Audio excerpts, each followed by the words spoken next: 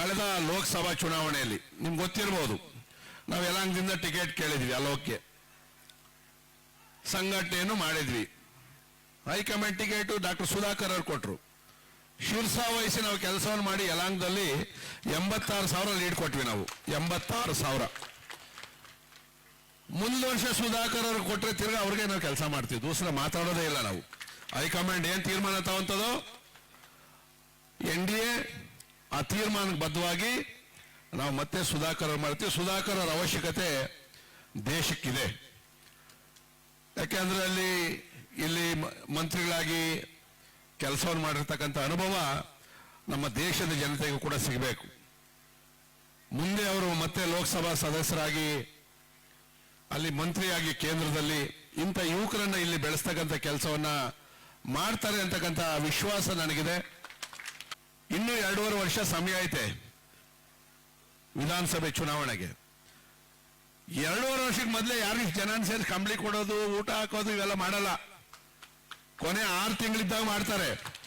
ಯಾಕಂದ್ರೆ 6 ತಿಂಗಳಿದ್ದಾಗೆ ಬಹಳ ಪ್ರೀತಿ ಉಕ್ಕೋದು ಜನಗಳ ಮೇಲೆ. ಅಣ್ಣ ಎಟ್ಲುಂಡವನ ಬಾಗುಂಡವನ ಅಮ್ಮ ಎಟ್ಲುಂದಿ ಪೆಂಡ್ಲಂ ಎಟ್ಲುಂದಿ అంటే ಅಯ್ಯೋ పోయ పెండ్లం సైపోయి 3 ఏండ్లైంది ಅಂತಾರೆ. ಸುಮ್ಮನೆ ಕೇಳೋದು, ಡೌ ಹೊಡೆಯೋದು, ಇಲ್ಲದ ವಿಶ್ವಾಸ ಬರೋದು, ಹೆಗಲ ಮೇಲೆ ಕೈ ಹಾಕೋದು. 5 ವರ್ಷ ಇರ್ಬೇಕಲ್ವಾ? ಈ ಕೆಲಸವನ್ನ 8 ವರ್ಷ ಸಂದೀಪ್ ರೆಡ್ಡಿ ಮಾಡ್ಕೊಂಡ್ ಬರ್ತಾ ಇರ್ತಕ್ಕಂಥದ್ದು.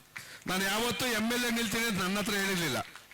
ಇವತ್ತೇ ನೇರವಾಗಿ ಹೇಳಿರೋದು, ಹೌದು ನೆಕ್ಸ್ಟ್ ಎಲೆಕ್ಷನ್ ನಿಲ್ಲುವಂತ ಆಸೆ ಇದೆ, ನನಗೆ ಅವಕಾಶ ಕೊಡ್ಲಿ ಅಂತ ನಿಮ್ಮನ್ನು ಕೇಳ್ಕೊಂತವ್ರೆ. ಇದಕ್ಕೆ ನಮ್ಮ ವರಿಷ್ಠ ತೀರ್ಮಾನ ತಗೊಬೇಕು. ಚಿಕ್ಕಬಳ್ಳಾಪುರದಲ್ಲಿ ಕ್ಯಾಂಡಿಡೇಟು ಅವ್ರ ಜನಪ್ರಿಯತೆ ಏನು ಎಲ್ಲ ಮಾಡ್ತಾರೆ. ಯಾಕಂದ್ರೆ ಈಗ ನೆಕ್ಸ್ಟ್ NDA ಅಲಯನ್ಸ್ ಹೋಗ್ತೀವಿ ನಾವು. ಈಗಾಗಲೇ ಘೋಷಣೆ ಮಾಡಿದ ರೀತಿಯಲ್ಲಿ JDS ಮತ್ತು BJP ಜೊತೆಯಲ್ಲಿ ನಾವು ಹೋಗ್ತೀವಿ. ಆ ಜೊತೆ ಹೋಗೋ ಸಂದರ್ಭದಲ್ಲಿ ಜನ ನೀವ್ ಹೇಳ್ಬೇಕು ಯಾರು ಕ್ಯಾಂಡಿಡೇಟ್ ಆಗ್ಬೇಕು ಅಂತ ಹೇಳಿ. ನಾನು ಹೇಳೋದಲ್ಲ. ನಮಗಂತೂ ಹಿಂದು ಮುಂದೆ ಗೊತ್ತಿಲ್ಲ, ಒಳಗಡೆ ಸ್ವಾರ್ಥ ಇಲ್ಲ, ಏನಿದೆ ಅದನ್ನ ಕಕ್ಬಿಡ್ತೀವಿ.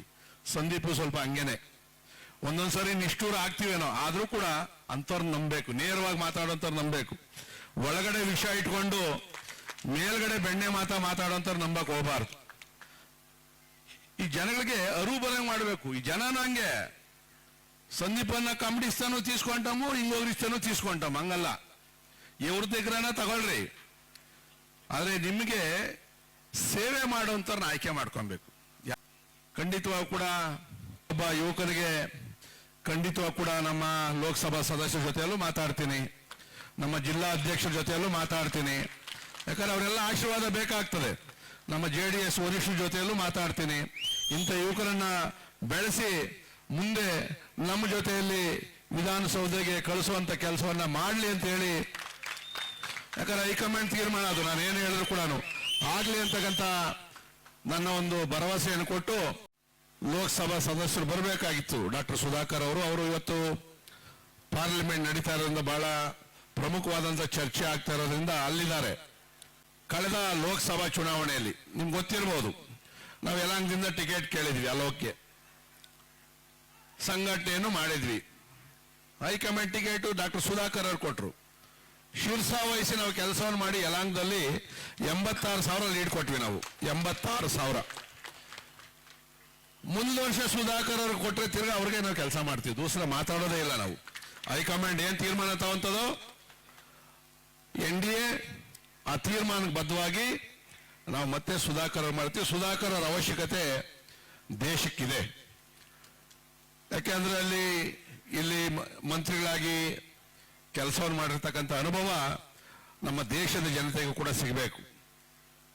ಮುಂದೆ ಅವರು ಮತ್ತೆ ಲೋಕಸಭಾ ಸದಸ್ಯರಾಗಿ ಅಲ್ಲಿ ಮಂತ್ರಿಯಾಗಿ ಕೇಂದ್ರದಲ್ಲಿ ಇಂಥ ಯುವಕರನ್ನ ಇಲ್ಲಿ ಬೆಳೆಸ್ತಕ್ಕಂಥ ಕೆಲಸವನ್ನ ಮಾಡ್ತಾರೆ ಅಂತಕ್ಕಂಥ ವಿಶ್ವಾಸ ನನಗಿದೆ.